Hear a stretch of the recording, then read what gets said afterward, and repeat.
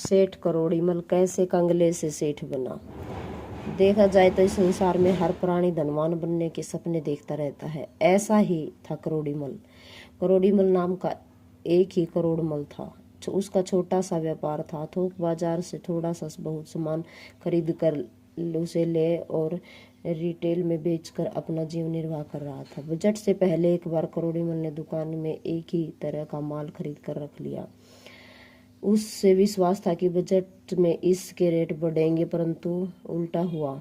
किस्मत से बजट उस वस्तु के रेट आधे रह गए। अब इसके कारण इतना घाटा आ गया कि उसको फाके करने की भी नौबत आ गई। वह उदास मन से घर में ही रहने लगा। वह अंदर ही अंदर सूखने लगा। उसकी पत्नी माया भी जब उसकी यह हालत देखती तो मन ही मन खूब रोती, परंतु बेचारी करती भी क्या थी।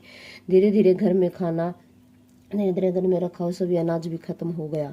अब वह बेचारी क्या करती। इन्हीं चिंताओं में डूबी माया में रात रात भर रोती, सो भी नहीं पाती थी। वह हर रोज सवेरे उठकर मंदिर जाया करती थी। वहां पर माँ लक्ष्मी जी और विष्णु की जोड़ी को हाथ जोड़कर प्रार्थना करती, हे माँ लक्ष्मी, हे भगवान, आप मेरे उजड़े घर को बचा लो, मेरे पति की हालत को सुधार दो, अन्यथा हम दोनों मर जाएंगे।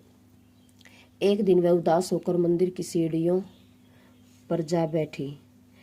तब एक महिला उसे श्री वैभव लक्ष्मी की किताब कुमकुम लगाकर देकर गई। वह उस किताब के सर माथे से लगाकर पढ़ने लगी। पढ़ते पढ़ते उसे लगा कि यदि वह भी यह व्रत करे तो उसका भी कल्याण हो जाएगा।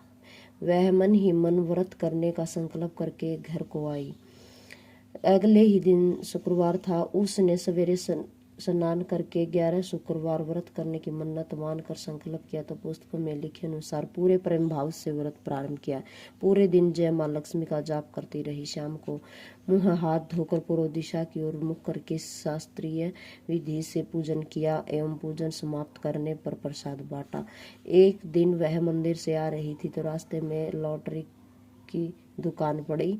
उसके मन में न जाने क्या विचार आया। उसने एक टिकट खरीद ली। घर आकर वह रोज की तरह कामकाज करने लगी। उस दिन शुक्रवार ही था। उसने शाम को पूजन शुरू करा। पूजन समाप्त कर उसने प्रसाद बांटा। फिर लॉटरी का नंबर मिला तो वह देखती है कि उसका पहला इनाम 25 लाख का निकल आया।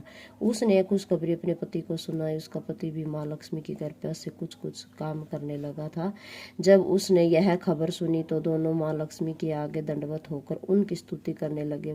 माया ने पूरे 11 व्रत करके माँ लक्ष्मी का उद्धापन किया। बोलो माँ लक्ष्मी की जय हो।